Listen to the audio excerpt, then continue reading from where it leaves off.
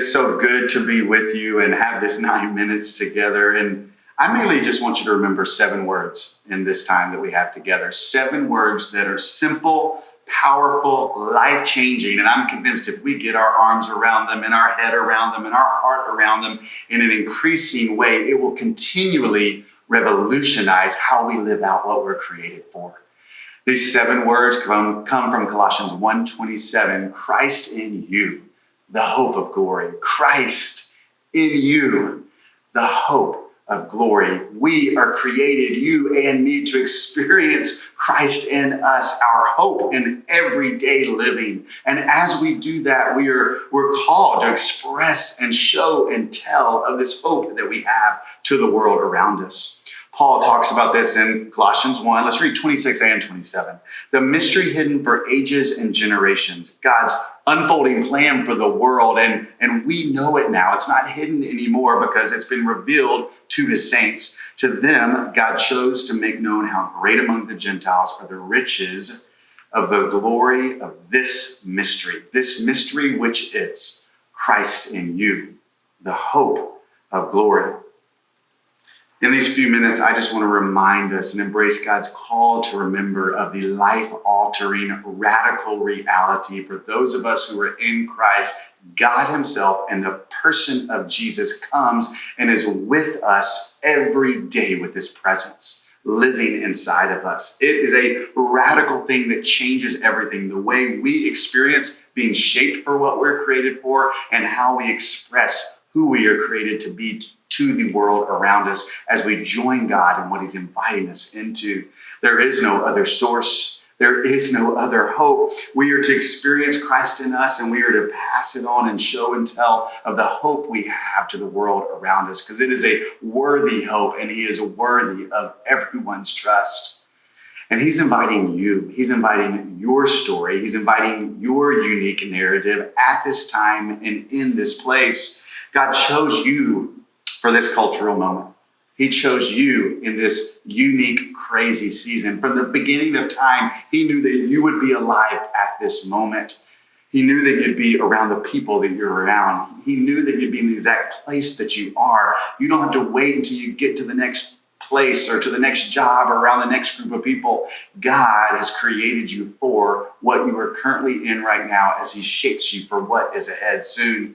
God chose you in this time and in this place to give the world and give people around you glimpses of his glory with your words and with your actions, and to be a picture of the destination of the home that we have and that we will have.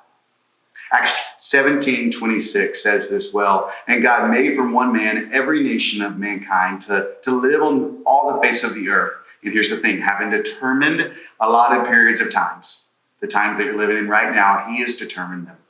And the boundaries of their dwelling place, the people that you're around, the spheres of influence you have, the workplaces you have, he determined the boundaries of the dwelling places and the neighbors you have, that they should seek God and perhaps find their way toward him and find him. We get to continue to experience God ourselves where he's put us in this unique time he's put us in. And we get to help others know that beautiful, glorious reality of Christ in us, the hope of glory. And I know we know this in our heads and we desire for this to be true, but often internal narratives that we have begin to sideline us and put us on the side going, I don't know if God could use me. I don't know if he's even at work around me. I don't see it. And we all have backstories, and there's dignity and depravity to them, and deep pain and some victory, and we all bring those to the table, and there's unique as the fingerprints that we have.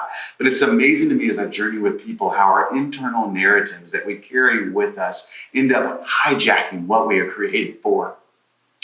I remember I've had to learn this over and over again, but I remember moving to New York City some 7 years ago, and we felt like God had called us there, and it was still one of our favorite chapters that we've been able to live as a family together. God did do some amazing things.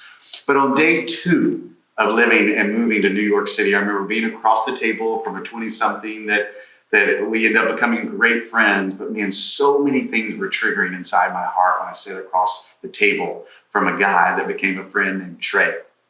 Because I had all these internal dialogues happen as we moved to New York City. Ultimately, I was thinking, and lies from the enemy going, who do you think you are, David? Who do you think you are that you could come here and join in what God's doing and have any sort of impact? Or you're not smart enough and you don't even have a pedigree of a degree anywhere that could even fake it that you're smart enough, which is true. That's all true. You're not experienced enough. You've only done ministry. How are you going to help people come alongside and know the redemptive edges of their faith and vocation? You're not experienced enough, which is true. You're not cool enough. You're not young enough, all which were true. And as those narratives began to play, I found myself sitting in front of Trey. And there was one other layer that got stirred in where, my story, I'm in adolescence, I really had struggled believing in how am I going to be a man? How am I going to prove my worth? And how am I going to measure up? And all I knew is my dad's example. And I could be the football player like my dad, but okay, I could be the leader like my dad. That's how I'll do it. And trying to prove myself. And here's Trey sitting across from me. And Trey was an Ivy League graduate from Yale. He was an MVP baseball player. He was a Wall Street guy, and he looked the part in every way. And I sat down and I was like, God, I'm looking at Trey going, are you kidding me? Like, you're throwing every wound and narrative I have in my face right now. And as I sat there, God began to do something as Trey began to share his heart that superseded the self-inflicted cycles that I'd gotten myself into, going to this appointment, going, well, God, how's he going to use me? There's no way.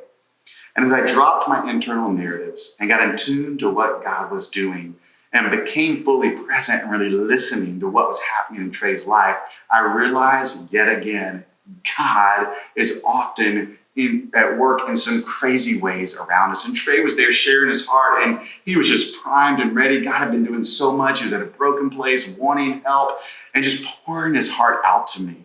And I almost missed it because I started believing there's no way I can have an impact. Look at my past. There's no way God's working around me. Who am I to sit down in front of him? And I'm not enough. And the fact is, I'm not. Oh, but let us start with those 7 words. We do have a way and a hope. We are created to experience ourselves in our pain, in our own wounds, as we're in process, Christ in us, the hope of glory, and pass it on. And here's why I tell that story, and here's a microcosm of what I want to make sure that in these 9 minutes we understand as we seek to live for him and have an impact for him. God, one, wants to tell us kindly. Often he draws me in and tells me kindly, David, this isn't about you. Stop depending upon yourself. Stop the self-reliance. Depend upon me. It's Christ in you. It's Jesus in me that gives me any hope of having an impact. I'm already at work all around me. Join me in what I'm doing. But what's cool is that God's at work in people around us, and in his sovereignty and providence, in his love and in omniscience, in his all-knowingness, he says, I'm going to put you and intersect and cross your paths with people who will be impacted by the ways that I am currently working in your life. Not the chapters that are done in your life, the things I'm doing in your life right now, the ways you are experiencing me today as Christ in you, the hope of glory. It'll be those places that I will use sometimes the most in order to impact other people around you. We can trust him that he knows what's going on in people's lives around us, and he will intersect us with those people so that we can grow. I grew because of my relationship with Trey, and Trey grew because of some parts of my own story, because our stories bizarrely match up a lot. And God met us in that place and established a friendship that continues today with a lot of life change on both sides. Here's the thing.